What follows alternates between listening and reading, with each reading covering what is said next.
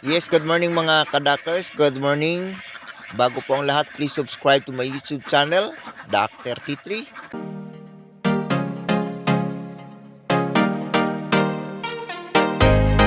Pakihit naman ang notification bell upang updated kayo sa mga video ko pang may upload. Mga kadakers, pulutin po natin yung mga mabaho na sabi nila. So, ito na po tayo.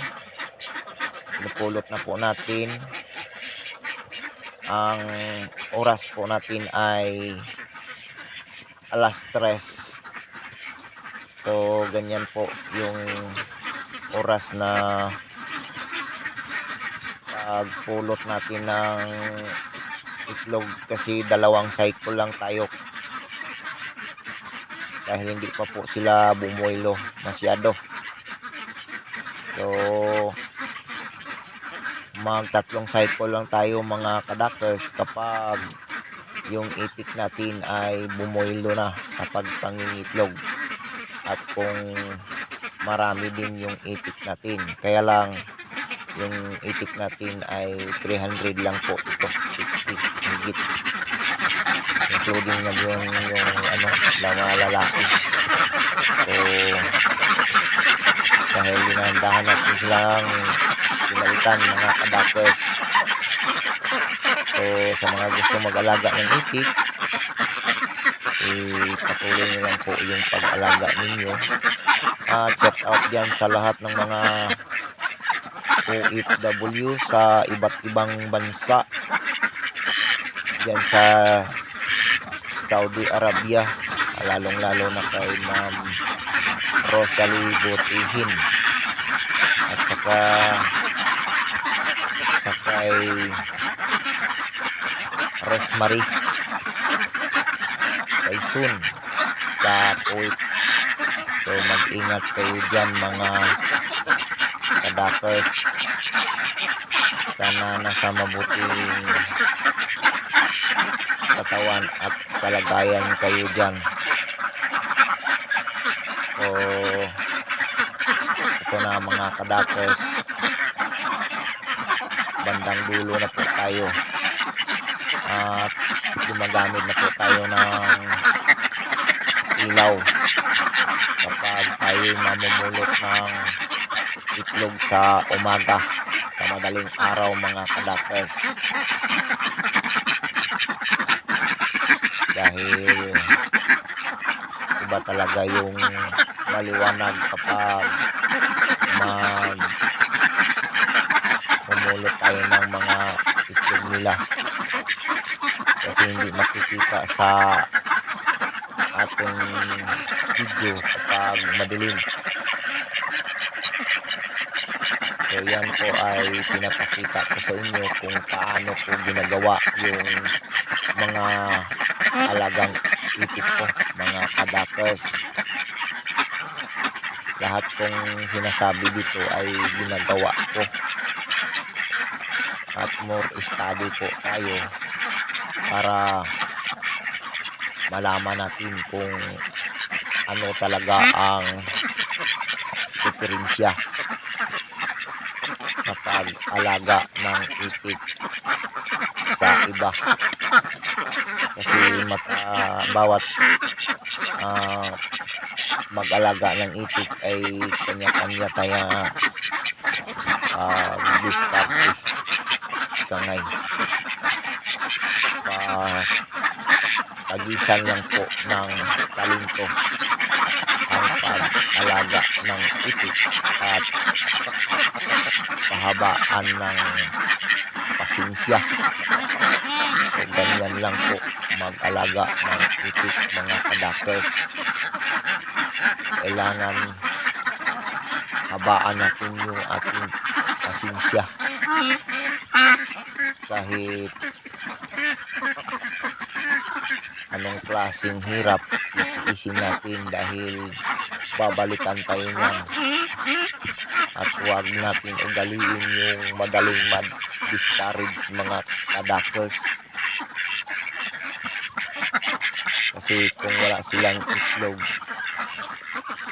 ma-discourage tayo, ibinta natin yan. tiisin nyo lang. Darating din ang araw na mag-itlog sila. Diyan po natin maranasan yung malaking income na hindi masyado naghihirap yung ating katawan. Hindi tayo nagbubuhat ng mga mabigat at wala tayong tao na amo dyan. Yung mga amo natin, yung mga alaga natin. So ganyan mga kadakers. At laging tatandaan, ang pag-alaga ng itik ay katiisan talaga. So ito ang ginagawa natin, nilalagyan natin ng raisal sa gitna at doon sa gilid lagyan natin ng dayami at saka raisal. Paghaluin natin dyan para yung kanilang mga itlog hindi ma-crack at hindi rin mabutas. Kung mayroon mang butas, hindi marami. So kung inyong makikita yung mga itlog ng alaga natin mga kadakers ay maputi masyado. So ibig sabihin class E po yung mga itlog ng alaga natin. So ganyan na karami ang nakuha ko. Wala pa po tayong reject mga kadakers. Malalaki na po yung mga itlog ng alaga natin. Kasi 1 year na po yun. Mayroon tayong 7 months dyan. So kung yung nakikita, kung hindi ko pa napupulot, maputi masyado. Yung nilalagay ko na sako, nilagyan ko ng dayami yan para proteksyon dyan sila silong at mangitlog sila dyan at hindi madaan-daanan ng mga hindi nangingitlog. So ganyan ang technique natin mga kadakers. Nilalagyan natin ng siding. Yung siding ng net natin, sinasidingan din natin yan ng dahon ng nyug. So ganyan po ang paggawa natin para malinis po ang kanilang mga itlog at huwag tayong